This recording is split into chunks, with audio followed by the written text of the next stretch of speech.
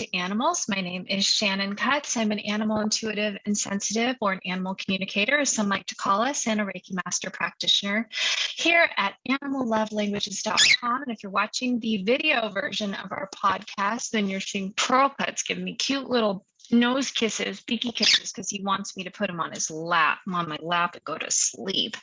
So we are so excited today to launch into season 3, and our inaugural guest is Dr. Judy Morgan. And I am not going to lie, I've already told her this. I am fangirling.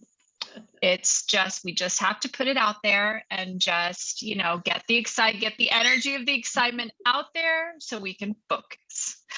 Not my strong suit when it comes to times like these, but Dr. Morgan, Dr. Judy, super excited to have you. Thank you so much for taking the time. I know you had a huge week last week. Of course, these are pre-recorded, but you are in the middle of developing a course yourself. Yeah.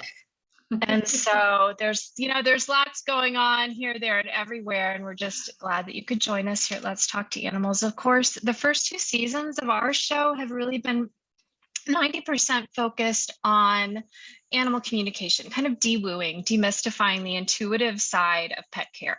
What does it look like when we're talking to animals? How does it feel? How do you know you're doing it? Can everyone do it? Or is it just reserved for a special few? And, how woo is it? And increasingly not these days. And there's even some science to support it. And there's lots of evidence in subtle ways of how animal communication flows over into other modalities. And for folks like myself who choose to hang out a shingle and go pro and go public with what we do, and often how we do it, of course, I also teach what unfolds within the context of an animal communication session is this what next moment, where we've had the conversation, we've received information from the animal, and they've highlighted some concerns or some needs that they have. And so here for season 3, my focus is to address that what next, because often it requires someone like me reaching into my Rolodex of trusted advisors and experts and professionals in pet health and wellness, and increasingly holistic pet and wellness, and offering my human client, some guidance. And so that's why I've invited Dr. Judy. I'm a little intimidated even by my own questions for you today, because there's so much we could cover.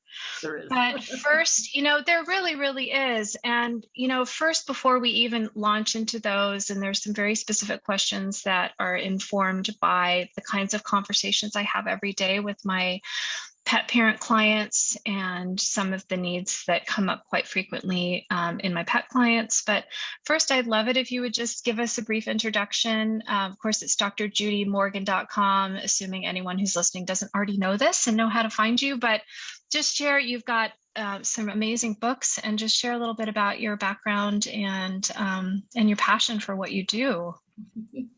Well, I realized when I was about 13 years old that I wanted to be a veterinarian, and it became a single-minded focus, and there really was no other option. So if I didn't get into veterinary school, I don't know what I would be doing right now. Gotcha. Because there was no other option. Med school was out. I hate the sight of human blood. I pass out. I vomit. I'm not good. So, so there was no other option, and luckily I did get in. And I went to school in the Midwest, veterinary college in the Midwest. I'm originally from New Jersey. And so we didn't talk about anything holistic or anything, woo-woo, especially back in the 80s, we were just everything very traditional. And I was in practice for about 10 years doing traditional medicine, and frankly, not liking my job a whole lot. I just was not very satisfied. And I accidentally took a chiropractic course in the early 90s. It was accidental, like truly was.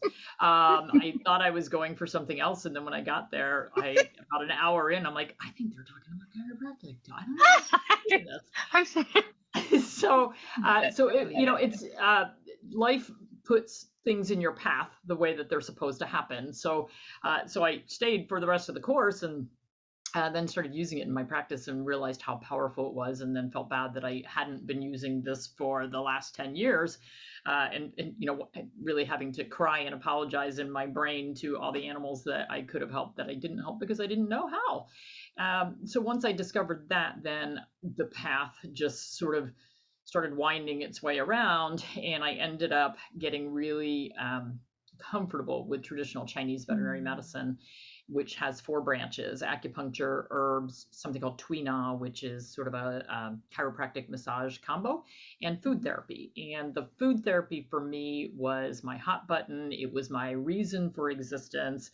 We all find out at some point in life, if we are lucky, what our purpose is and what our life's passion is. And so when I hit on that, it was just like, I'm home. And so that's my main focus. But I practiced for 36 years. I graduated 38 years ago, but I practiced for 36 years and sold my practices in November of 2020. And now drjudymorgan.com and drjudyu.com are sites for pet parent education and for holistic pet products, because we've discovered there are so many harmful things that we are doing to our pets, as far as how we're vaccinating them, the food we're feeding them, the chemicals we're putting in and on them, the environmental toxins that they're being exposed to. So our goal at this point, we're a small family-owned company, but our goal is to educate as many people as we can. And I set a goal to change the lives of 10 million pets worldwide for the better. And I think we're doing a pretty good job on that. I mean, we had a post last week that hit 1.5 million. So if we can hit 1.5 million in one discussion, then I think that we're well on our way. That's just brilliant. And what a 2 thumbs up for setting big goals, you know, and dreaming big and setting big intentions, and the energy and the upflow that comes behind that. It's amazing. I feel like so many of us fail to acknowledge the ripple effect that a single intention can have if we just continue to re-anchor back to it. So, which is super exciting. I have to admit, there's a little part of my, you know, oh, look, a squirrel, that just noticed your adorable dog earrings that you're wearing. So if you're listening to the podcast version of our chat today, you might want to head over to YouTube and check out the bling.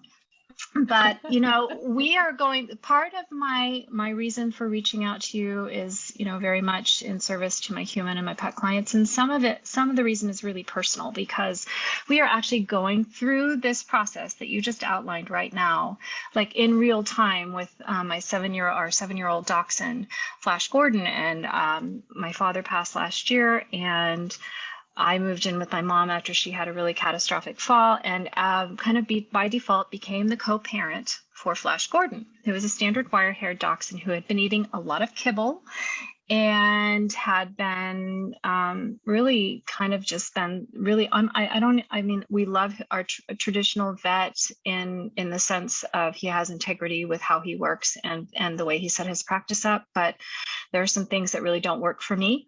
And that includes putting a lot of toxic products on him, continually recommending foods that really we're not serving him. Now we've managed to transition him over to a fresh diet. I've used a lot of your material to kind of inform that. We've got him with a local acupuncturist and chiropractic rehab clinic, a holistic vet. And so I really want to start our conversation today talking about food as therapy, because while I can't boil an egg, I can't fill a water pitcher without screwing something up in the kitchen. I just get too distracted. But when food is therapy, as someone who has a 2 decades long battle with an eating disorder, I mean, there's no truer statement in the world. That one phrase saved my life when I was able to make that switch. Wait a minute, food is gas for my car, food is fuel for my body. But so often we get blindsided by slick marketing with our pets. And I really believe, as I have these conversations time and time again with my clients, that the hearts are there in the right place. It's the knowledge it's lacking. So I really wanted you to share more about what that looks like, and you know, just some basic recommendations for folks. It's so much easier for me to say, go listen to this podcast with Dr. Judy, than take my word for it, because I have a degree in marketing and business, you know. So I'm not listening to you. So I'd love to start there if you're game. Sure. So one of the problems is that the big pet food companies are candy companies. They're human food companies, and they figured out that pet food's a big market. And unfortunately, big pet food companies are kind of the repository for the waste products from the human food industry. So, for instance, there was a great post that just came out about aflatoxins, which are mold toxins in corn. Corn is the #1 ingredient used in pet food, which is ridiculous because our cats are obligate carnivores. They need a meat-based diet, and cats and dogs, neither one have a requirement at all based on AFCO and NRC requirements that list the requirements for nutrition for our pets. There's zero requirement for carbohydrates. So why is corn the #1 ingredient in pet food? Oh, because it's cheap. And guess which corn goes into the pet food? It's graded, grade #1, grade #2. Well, the pets are not getting 1 and 2. They're probably getting 5 and 6. And that's where the molds are going to be found. That's where the broken kernels are. That's where the worst of the worst. And there was an article stating that there are 10, it was either 10,000 or 100,000 cases of liver cancer in people every year, secondary to aflatoxins, which are mold toxins found on grains and legumes. It's a huge carcinogen. We know it's a huge carcinogen for our pets as well, but our pets get a much higher concentration of molds in the feed. And one of the horrible myths that has been perpetuated by veterinarians and big pet food companies is that you should just take this dry cereal product, basically, dump it in the bowl, never vary from that, put the same thing in the bowl day in and day out. Well, when we do that, if there's something toxic in that pet food, molds, euthanasia solution, other carcinogens that are used as preservatives, high salt, high sugar, we're putting that in the bowl day in and day out, and we are accumulating those toxins. They don't leave the body immediately. A lot of those are stored in fat. They stay there for long periods of time. So when you're feeding the same thing day in and day out, if there's a vitamin overdose in there, they're going to die. If there's a vitamin deficiency in there, they're going to die because you're magnifying it. So one of the things that I promote very heavily is, one, fresh feeding, because we don't want to feed dead food. When you're feeding something that's coming out of a bag, like a kibble is made by a process called extrusion, which is at very, very high heat. When we cook things at really high heat, we kind of kill the nutrition in it. Yeah. Because the nutrition is so cooked out of the food, and it's not great nutrition to begin with because it's very high carbohydrate content. Then the food, it goes through this extrusion process at high heat, then it is sprayed with fats to make it palatable. Otherwise, our dogs and cats would never touch it. They'd be like, bleh, right, bland, it doesn't have any taste. So we spray it with fats, and we also add synthetic vitamin mineral mixes because we've cooked everything out of it. We have to add that back in. Well, a couple of years ago, somebody did a tiny math error in the vitamin D. They multiplied it by 10 times or 100 times, whatever. But it was so much vitamin D that it was causing kidney failure and killing pets. Tens of thousands of pets died because there was a math error. And it was across many pet food companies because there's only a couple of suppliers of those vitamin mineral mixes. Nobody tested the vitamin mineral mixes before they used them. On their websites, they talk a big game about, oh, we test all the ingredients and we make sure. Doesn't happen. So it took tens of thousands of deaths before somebody raised a red flag and say, hey, why are we suddenly getting all these animals that are having problems? Why do we have all these kidney failure cases? Why do we have all these animals dying of kidney failure? And then somebody started testing. I guess one of the things that we could say was lucky about that whole thing is that one of the companies that had huge problems with that happened to be one of the prescription diet companies. So they were veterinary diets being sold by veterinarians, which means that all of a sudden the things started to click. Like the veterinarians were going, I've got all these animals on this prescription diet and I've got all these animals in kidney failure suddenly. Maybe I should ask some questions. So we really don't want to be feeding our pets that way. We don't want to feed them dead food. We don't want to feed them foods that are sprayed with fats that are going to become rancid after 3 weeks of storage. We don't want to be feeding them synthetic vitamins and minerals.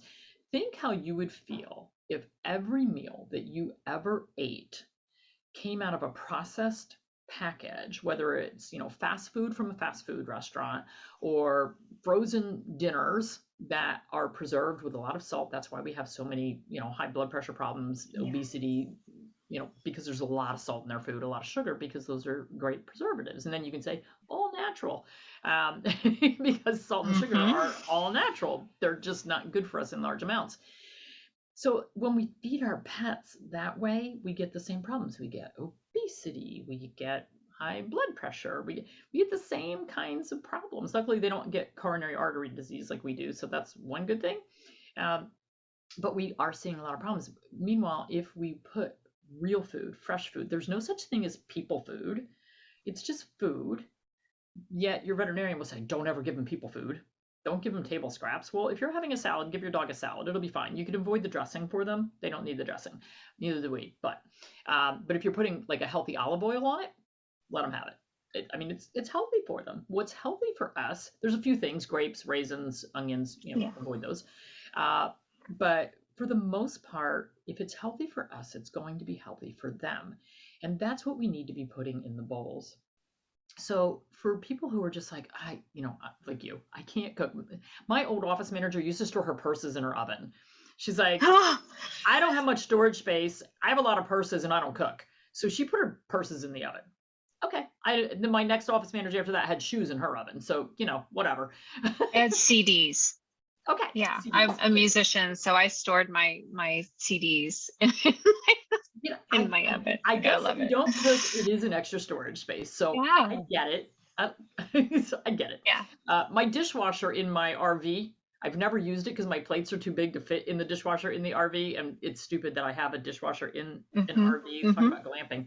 But I use it for storage because I've never run the dishwasher. So I get it. I understand. And I do consultations for diet for people all the time. And I do get people who say, look, I can't even boil water. I had one woman that I was talking to, she's an older woman, lived by herself, and she wanted to put her dog on a fresh food diet. And I said, well, I can make up a couple recipes for you. And she said, I don't know how to turn my oven on. Yeah. And I said, oh, well, that might be a problem. Yeah. And she said, I can probably have my neighbor come show me how. And I just kind of went, I said, you know what? We're not going to go there. Like, she was older than me, and I'm like, and she lived alone. And I said, you know what? We're not going to start this process. Yeah. We're not going to start a fire. Turn on your oven at this point in life. So I said, when you feed your dog, like she was saying, well, I share my chicken or I share my vegetables with the dog. And I said, well, where would that be coming from? And she said, well, I get things that I just have to reheat in the microwave. And I said, if I can find you TV dinners for dogs that are fresh human food, could you do that? And she was ecstatic. So I found there's a couple of companies now that make these fresh food options where, you open it up and you can see the things that are in there. So you know what's in there. A lot of those have a little more carb in them than what I would feed my own dogs. But for somebody like that, who was moving away from a kibble to a fresh food diet, this was such a huge step up. And for her to just have to warm it up in her microwave or however she wanted to warm it up, I was fine with that. I'm not a huge fan of microwaving our food, but at that point I was like, I don't want you to burn your house down. Yeah. Just warm up the food. That would be even worse for the dog. Yeah.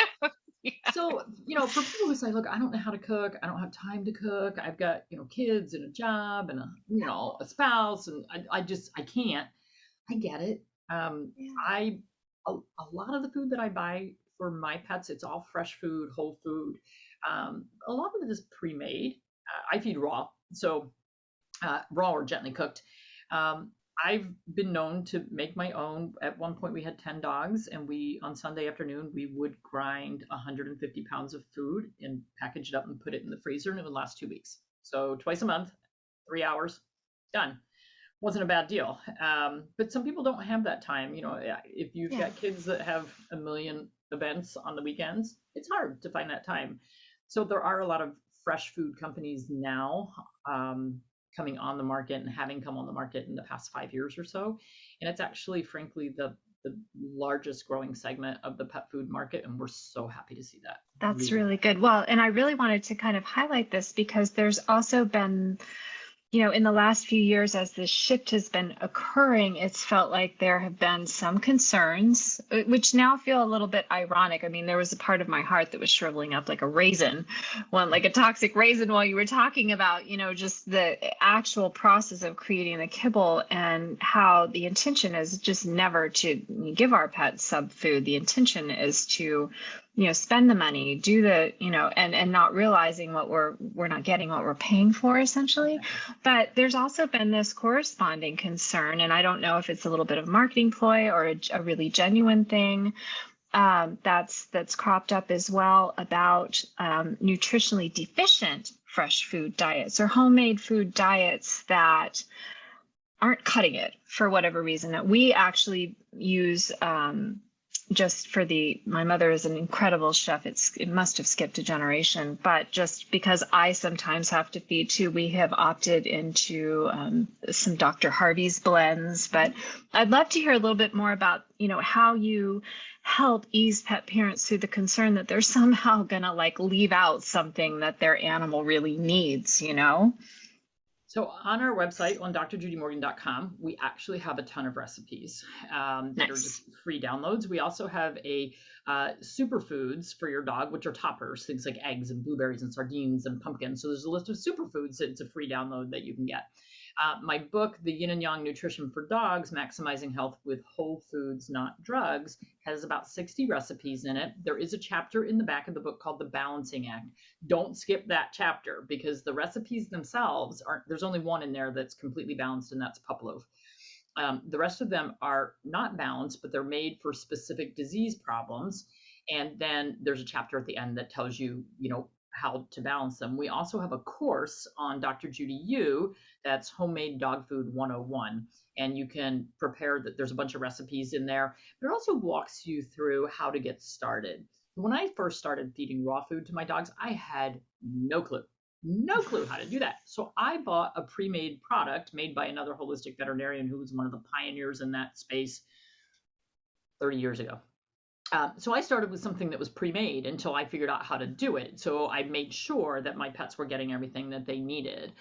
One of the easy ways to do it is something that you mentioned, the premixes. So there are a lot of companies that make a premix, which is your fruits and veggies and vitamins and minerals, and you just add your own meats. And those meats can be raw or they can be cooked.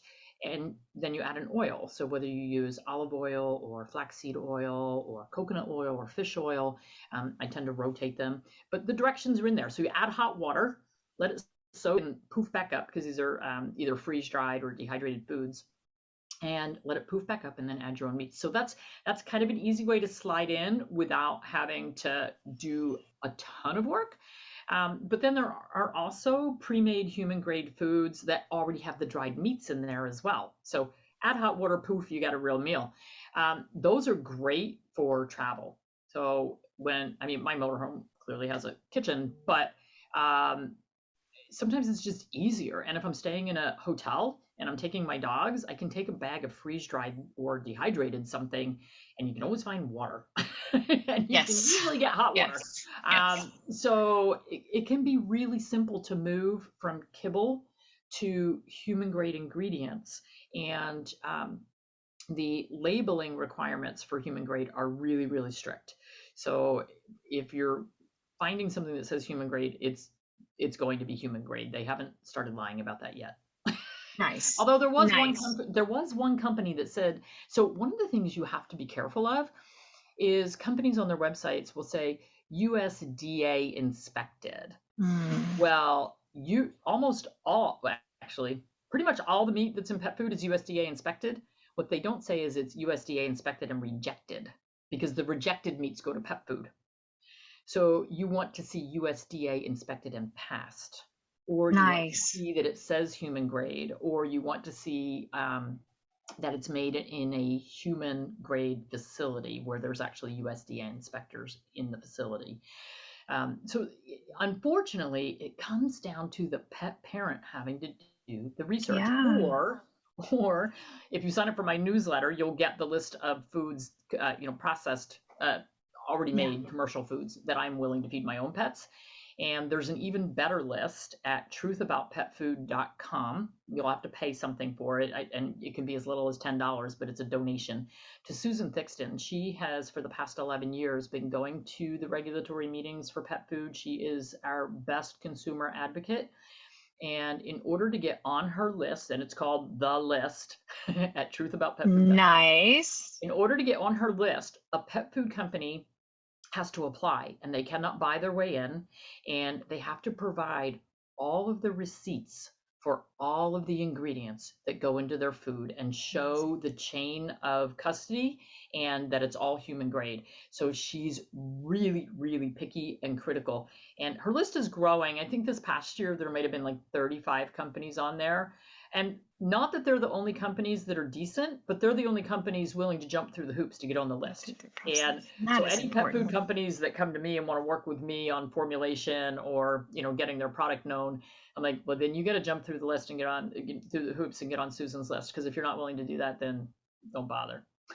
Yeah, and that's incredible. And I love the fact that there's a growing number of companies that are opting in, and really behind the scenes, there's a really good chance that the folks that work at these pet food companies have pets and would probably be, and maybe are, somewhat horrified themselves. And it's really about coming back to that heart and realizing, wait a minute, this animal sitting right in front of me that I love so much, there's somebody out there who's buying this product that I'm involved in making, who loves their animal just as much as I love my animal. And it really does shift our consciousness.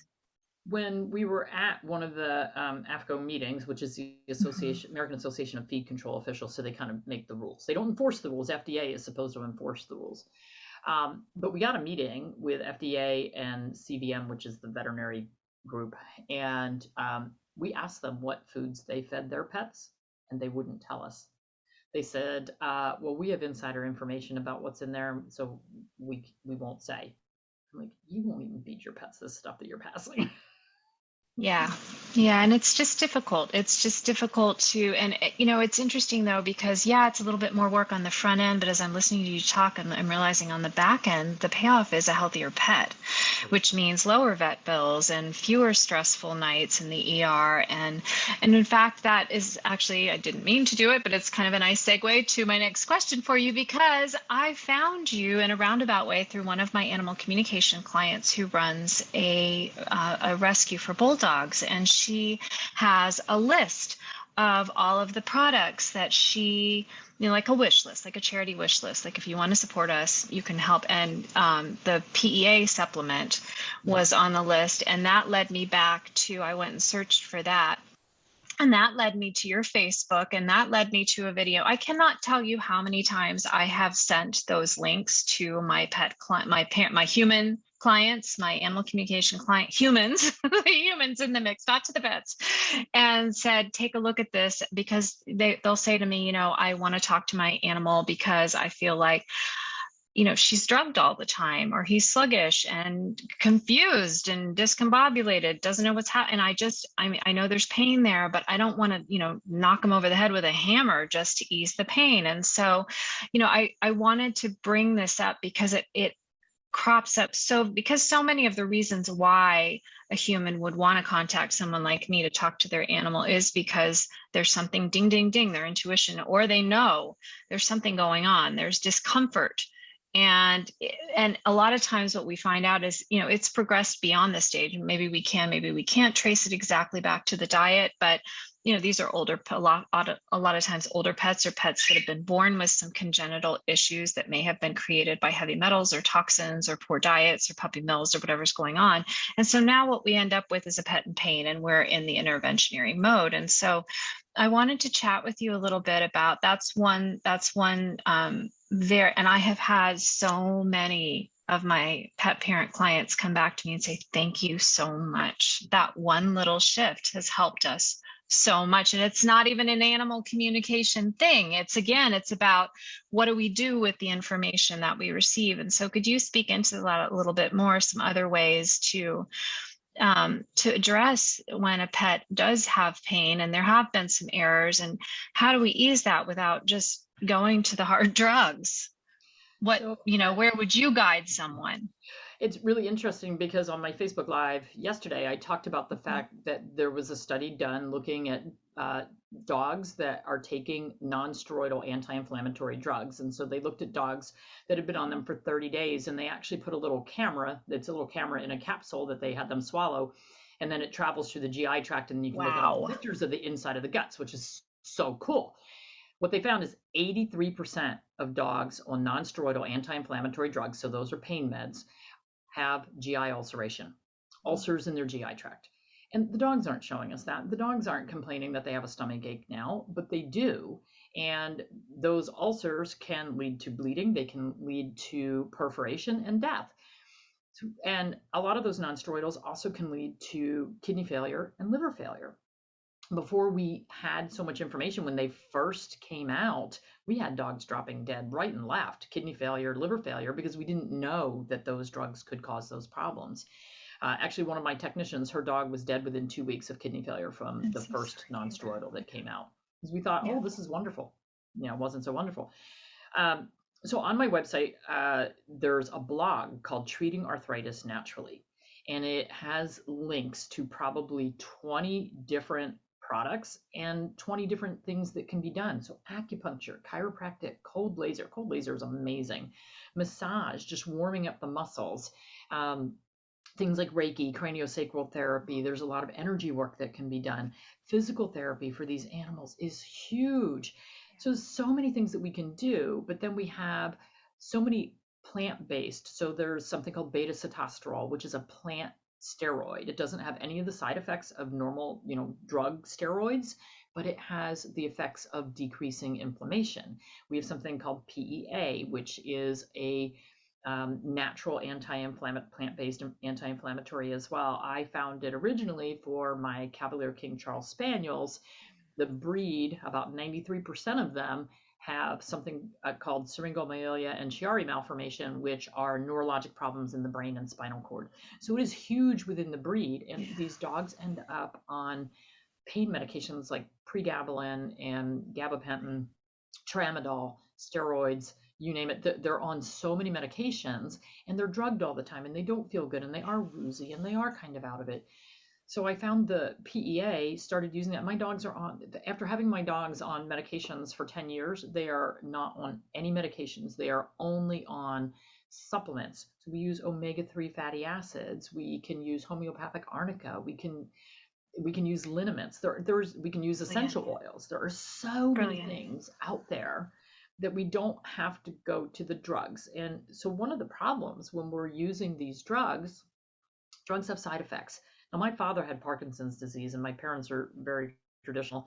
My dad was on 30 different medications, and it made me crazy because the side effects were nuts. And every time my mom would bring him home from the doctor and say, well, I got a new prescription, and I'd look it up and I'd say, we're not giving that. Are you kidding? Did you look at the side effects? But, they just were in the mindset of the doctor says this is what we need. This is what we need. And my parents were not willing to allow me to get him off all his meds. I would have loved to, but because there's a lot of things that can be done from a natural standpoint. I'm not against using medication when medication is needed. I've got a dog who is in end-stage heart failure, and he's also in kidney failure, and he also has protein-losing enteropathy. So he's a hospice case. He has multiple terminal illnesses. He is on some medication. He's also on a bunch of supplements, and he's doing really well. I did his lab work 3 weeks ago. It looked terrible. I said, oh my God, he's going to be dead tomorrow. I changed up his routine, had lab work done again yesterday, and I went, look at that. Look at all those things that are normal again. How about that?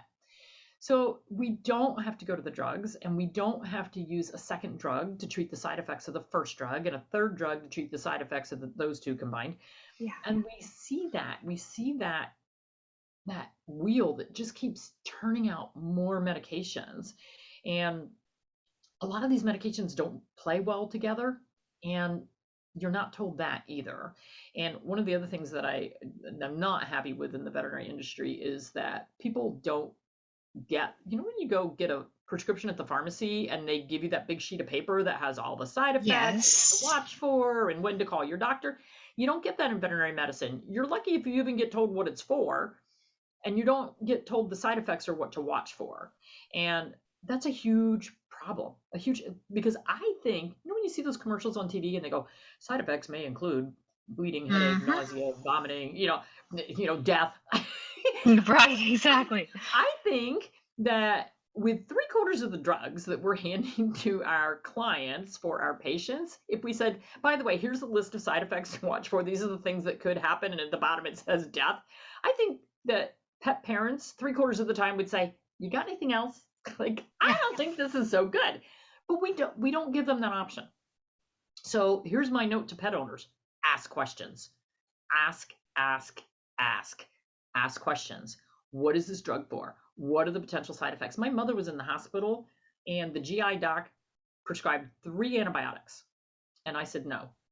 And when she came in, I yelled at the nurse, and then when I insisted on seeing the doctor, who hadn't even examined my mom, but she prescribed 3 antibiotics.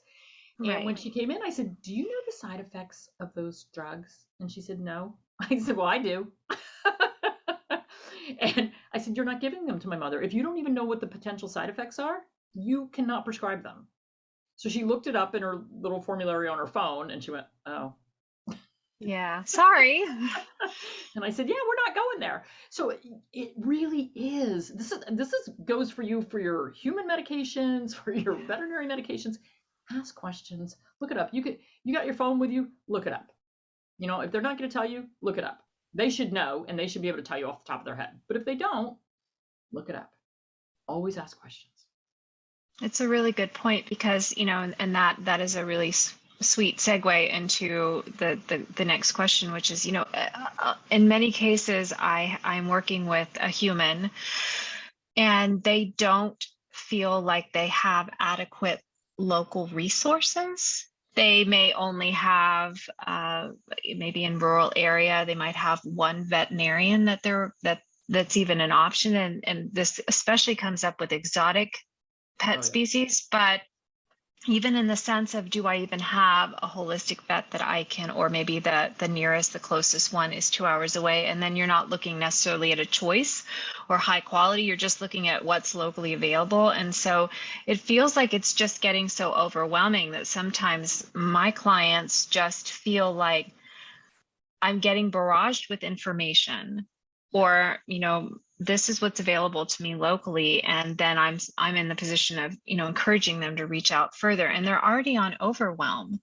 Yeah. So, let's say first of all, I love that you said you do consultations. I feel like I have sent several people to you for that purpose. But how does that work when the pet parent really doesn't feel like they and they've maybe got something going on, or they're not medically, they're just feeling overwhelmed? And, when is it okay to reach out and have a virtual consultation? How much can be done when the practitioner can't see that pet in person? And it feels like more and more, but I would love to get your take on that. Yeah, so the number of consultation requests that we get is pretty overwhelming. I don't doubt it. So I think we have a team of about 6 holistic veterinarians that we are using in our referral base. And they're people that I know and I've met and that I feel comfortable with their information. And some of them are like me, they're not in practice anymore, but they still want to help.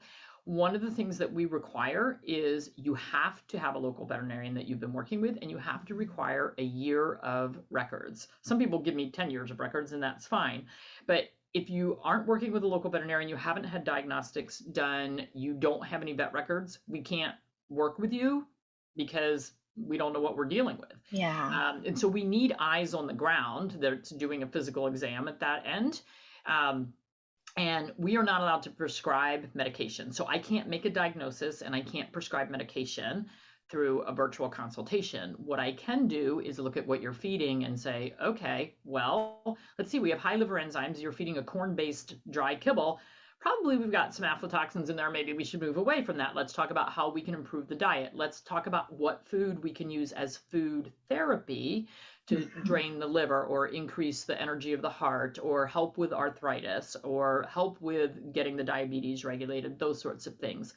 Another really good resource is my first book, From Needles to Natural. Which I own. Yeah. And I've got the second one on order from my mom. She's the recipe person. So Well, From Needles to Natural, I wrote in 2013, and then it was actually released in 2014. So there are some things in there that I would change. Like there are some pet foods that I mentioned in there that I would never feed now. So you have to take it with a little bit of a grain of salt. But like the vaccine chapter is like I'm writing a new book, and I'm reusing that vaccine chapter because it's so well written, and the vaccines haven't changed that much, so it talks about all the vaccines available. But my website, again, like if you don't want to spend any money, go to my website. We have blogs on natural flea and tick prevention and avoiding the chemicals. We have blogs, many on heartworm prevention, whether you need it, whether you don't need it. It really depends where you live. We have blogs on treating arthritis naturally. We have blogs on pancreatitis, diabetes. I mean, we try to keep churning out information so that people have a trusted resource that they can go to. Is my stuff a little bit biased toward holistic versus traditional? Yes. But for instance, in the From Needles to Natural book, I tell you what the traditional medications would be used to treat a certain problem. And then I let you know what the side effects of those medications potentially would be. And then maybe we should try this alternative first. If it works, great. If it doesn't work, you can always go back to something that might have side effects. But we really, the average life expectancy of a medium-sized dog, let's, think golden retriever, in the 1970s was 17. It's now 10. Yeah. We've cut their life in half. Yeah. And that's because we are over vaccinating, we're feeding the wrong things, we're just killing them with all the chemicals. So we need to get back to doing things more naturally. And it's never too late to change. We adopted a puppy mill breeding male Cavalier King Charles Spaniel when he was 8 years old. He came to us with 5 rotten teeth, which fell out pretty quickly. He lived to 19 because even at age 8, That's brilliant. Yeah, he had horrible arthritis. So his last few years, he had a 4-wheeled cart, but as long as we would pull him along in his little cart, he would, run with his little legs. And he had a love for life, and he lived to 19, and that was starting off with everything wrong for the first 8 years. We had another cocker that we adopted at 14, and he lived to 18, and he had everything done wrong to begin with. He came in, he was such a train wreck. So it's never too late to make changes, and you'll see significant changes just by adding fresh food to the bowl. Even if you decide to stay with kibble, if you start adding toppers like eggs and sardines and fresh leafy greens and just some healthy foods, you'll see a difference. Within a few weeks, you'll see enough difference that you'll say, I might take this a step further. And so for those, I'll get back to the rural, you only have one choice for your veterinarian. Yeah. So it becomes difficult because you don't want to tick them off. Like if you have to go 2 hours to get to somebody else, you don't want to make them mad. And veterinarians as a whole don't like to be questioned. They've got 8 years of college. They think they know everything, and they do have a lot of knowledge. But they may also be pushing the same kibble in the bowl day in and day out. They're pushing a lot of prescription diets, which, by the way, are a huge moneymaker for the clinics. And if you look at the ingredients on those diets, you'll see that they're really no different from look at the same company, look at their just over-the-counter line. You won't see much difference in the ingredients in the foods, but yet the price is 3 times more on the prescription diets. So there is no medication in those prescription diets. It's not a medicine. It shouldn't be a prescription. It shouldn't be 3 times the price of other food. There's actually a big lawsuit going on with that right now. So we'll see how that plays out. Yeah, that should be interesting. But you can do the same thing yourself. You could, and that's why the Yin and Yang book, because I get tired of having these consultations with people feeding prescription diets because that's what their veterinarians said. For instance, traditional versus holistic veterinarians with kidney failure.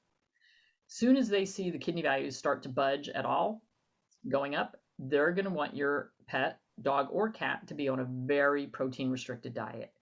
It's not good for them. They die faster. So holistic veterinarians do not restrict protein until the very last stage of kidney failure. So my dog that's in kidney failure, heart failure, and has PLE, his protein is probably about 80% of what it was before his lab work a few weeks ago that was so horrible. And even with that, I went from, the 100% level that his protein was down to about 80%. and his values are great. He's feeling great. So, we don't have to restrict them to the point where we're killing them. So there's what I would say to your traditional veterinarian, if that's your only option, if they're telling you that they want you to give a drug to your dog or they want you to use a chemical, instead of blindly saying yes and getting stuck paying $50 for a pill that you don't ever plan on giving, say, you know what, I'd like to do a little bit of research on that. I'm not sure I feel comfortable with that. Can I get back to you on that? And just be nice about it. Just say, I'll just get back to you. I'm gonna go home and I'm gonna do a little research. And I mean, how can you argue with that? Yeah. And the same with diet. And frankly, there are some veterinarians that if you raw feed your pets, they won't treat them. So you might want to ask, and I hate to tell people to lie, but you might want to ask straight up when you go in, how do you feel about raw feeding for pets? They might have a big sign on their wall that says, we don't believe in that. Interesting. But if you're raw feeding your pet and that veterinarian is your only choice and they won't treat your pet if it's raw fed, you might just want to clam up.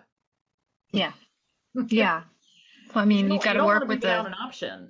We took one of that Cocker Spaniel I was talking about, ended up having to have both ear canals removed because they were just so damaged. And when we took him in for surgery, my husband took freeze-dried raw in a baggie and said, all you have to do is add hot water. And they said, is that raw food? And he said, yes, it is. And they went nuts. They made him take it back out of the building. And in order to keep the dog, he had to live in their isolation unit. And anybody who touched the dog had to gown, glove, cap, wear booties. Like they couldn't touch that dog and then touch another dog. They were nuts. Nuts. That is nuts. But there's a lot of clinics that are that way. So ask that question first. I'll give you some information. That's great. It's a great tip. And, it's interesting because so much of this really boils down to interpersonal skills, communication skills. My late father would always approach any potentially confrontational interaction by starting off with, I really need your help with this. And then kind of state the problem. And it would kind of, after 30 years in HR, human resources, he had learned over many, many years how often that open-heartedness and the humility to just say, I just really need your help and need your expertise. And this is kind of what we're working with here, and just kind of try to plow the field, if you will, full of daisies instead of weeds and up front. But it so often does boil down to, just two personalities and finding creative ways to receive what our pets need without compromising our standards or our beliefs in the home for what we feel is right for our pet. Because ultimately, we're the one that's living day in, day out with that animal. We can see the differences in a way that even the trained veterinarian never could. Right. And one of the problems with homemade pet food, they will pretty much across the board tell you, oh, it's impossible to balance a homemade diet. Well, we know it's very possible to balance a homemade diet, and you don't have to use supplements. You can do it with whole foods. You just need a bunch of ingredients. But the reason they say that is because we aren't taught in veterinary school how to balance a homemade diet. Like, we don't know how to do that. And I only know how to do that because it's my passion and I learned. But veterinarians don't know how. So it's impossible for them, if you gave them your recipe, it would be impossible for them to look at it and say, oh, I know that is completely imbalanced. So it's easier to say, you can't get it right. And interesting. They teach you how to do it right. So a lot of veterinarians, when people want to do a consultation with me, the veterinarians are on board. They're like, I don't know how to tell them how to make a homemade diet. This is great. Somebody else do it. Yeah. Fantastic. Not everybody is that way, but there are some veterinarians who are like, yeah, I know they want to meet. I know that they want to use homemade food, but I want to make sure that they're feeding food that's going to be appropriate and balanced. So, so you can get, both ends of that with your veterinarian, but really one of the reasons they become defensive is because they don't know how to balance it. So it's a little, they feel a little threatened by that. Like it shows that they don't know everything. And it's okay not to know everything. It's not something that we're taught. We get about an hour of nutrition in 8 years of school. So Yeah, it's kind of daunting when you really take a step back and look at everything that a veterinarian has to learn. And I see this a lot with my exotic pets too. It's like they get, if they're lucky, they'll get a few weeks of training in exotic species. And you think about that, I mean, I don't even know where that falls on the side of brave or crazy to even, sometimes they're in a position where they are the only option, and there's this sick animal that's an exotic species, and they try because it's better than nothing. But there are also many, and that's a whole nother podcast. But of course, we're coming up on our time. I want to be respectful of your time as well. But this isn't, and I feel like our last conversation really feeds into this. Of course, I'm an animal communicator, and ultimately this show launched because animals have things that they want to share. And my passion, and my kind of, when I found that intersection of all the craziness, it was like, oh, great, this is finally starting to add up and make some sense. Thank goodness, And so I'm also, I tend to end up in this position where I'm talking with one of my human clients, and they're saying, I don't know how to share what my pet just told you does dovetail with what my intuition has been. Yes, there is something wrong, or yes, there's something going on, and there's a need that is not being met in some way, but I don't know how to incorporate that into when I have these conversations with my vet who maybe doesn't believe, or, it's like how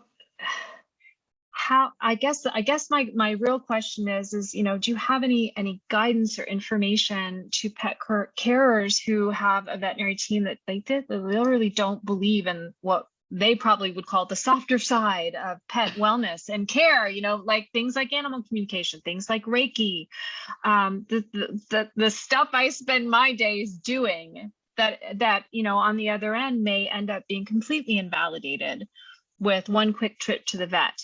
And so, have you seen anything, or do you have any guidance to folks that are in that situation and want to use somebody like me who want to try these new things, but it's like, it almost does feel like what you just shared, you don't want to be without any options. Right. Yeah. You know what? So if you're going to a holistic veterinarian, the chances of them believing in it are better than a traditional veterinarian. I wouldn't hold back on that. I mean, they might look at you like you have three heads, but just say, look, my dog told the communicator that he's got pain. So I'm going to tell you a good story. I had a guy I was dating. He was an animal communicator. Wasn't how he started life, and he actually had a brain tumor.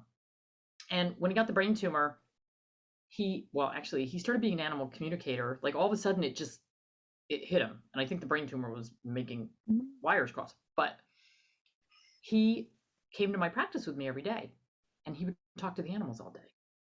And at the beginning I was like, I don't know about this. Right. And then I was having to tell my clients, like, okay, well, the communicator says. So I was on the other side of the fence trying to tell clients. My best story, this little Shih Tzu client, older woman, been a client forever. The Shih Tzu has horrible skin disease, greasy seborrhea, clumpy, awful. She's there for the skin. I have the dog in the back because I'm getting some blood work. And the communicator says, that dog has bladder stones. I said, it's here for a skin problem. He said, the dog has bladder stones. Now, looking back on it, from a traditional Chinese medicine standpoint, the dog had damp heat. Damp heat makes bladder stones. Damp heat makes greasy skin. I wasn't thinking that way at the time. So he said, go take an x-ray. The dog's got bladder stones. I'm just telling you. He had zero medical background. None. He was corporate. So retired corporate. So I went and took x-rays, and daggone it, that dog was full of bladder stones. Now I had to go say to the client, the animal communicator just told me your dog has bladder stones. And I took an x-ray and your dog has bladder stones. So, and I said, I'm not going to charge you for the x-ray because I didn't even tell you I was going to do it. But I just figured, if it's negative, then I can go, okay, he didn't know what he's talking about, but it was positive. And then I was like, oh, now I got to go tell her. So, you know what? Never discount what your animal communicator says. I think part of the problem is there's a lot of bad animal communicators. And because of that, people get kind of jaded. Just like, there's good and bad veterinarians, good and bad dentists, Absolutely. good and bad everything. Absolutely. So, you know, you can also kind of keep it close to your vest, but ask pointed questions to your veterinarian. Like, you know, he seems painful when I pick him up under his bladder. Could we just get an X-ray? Or, Good. you know, just like he just seems kind of irpy burpy after he eats. I feel like he's got some GI distress. Just rephrase it so it's coming from you as Nice. being like the most observant owner in the world. Like, I just feel like he's got I allergies. love that. That's really good. And then just point your veterinarian in the direction for the testing you want. It's amazing how many times I tell people, look, you got to get lab work at least once a year. I'd prefer it twice. And if you have an old dog on a bunch of medications, you got to get it more often. And they'll go in and say to their veterinarian, well, I want lab work. And the veterinarian will go, why? He looks fine to me. And literally will refuse to do it. And I'm like, you're a client standing there with $200 in your hand going, here, take this and get some blood from my dog. And they're going, no. Like, who does that? But they're willing to push food, a prescription. It's Or like, just hand you antibiotics without a diagnosis. I'm like, so yeah, you know, interesting.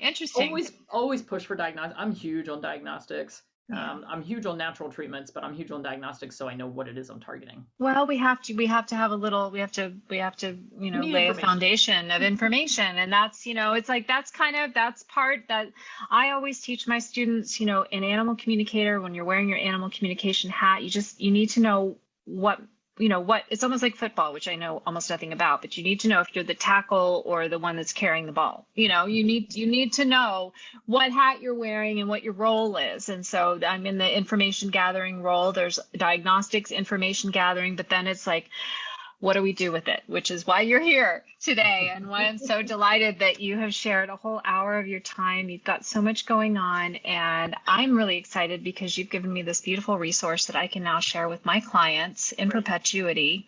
And I just want to thank you. I want to thank you all for listening and watching. We treasure you. You're why we do what we do. This show is here to serve you. So if you've enjoyed this episode, please do share it with a friend who loves animals as much as we all do. Please do like, subscribe, review, give 5 stars, give 50 stars if it's in your area. We love that too. Write us questions, requests, future show topics. We love to hear from you. Appreciate it. drjudymorgan.com and drjudyu.com. And she's got amazing books, incredible resources, and consultations. So now you know it, now you have it. And there's some another pathway, another gift that you can give to your animal loves to help them have healthier, happier lives. So Dr. Judy, thank you again for being with us. Absolutely grateful and delighted. And you've made my day much brighter, and really just feeling, yeah, okay, the fangirl has come back. She just needs to go. She needs to go sit down in the corner. Opportunity. I appreciate the opportunity to help spread the word and help more pets stay healthy. Yeah.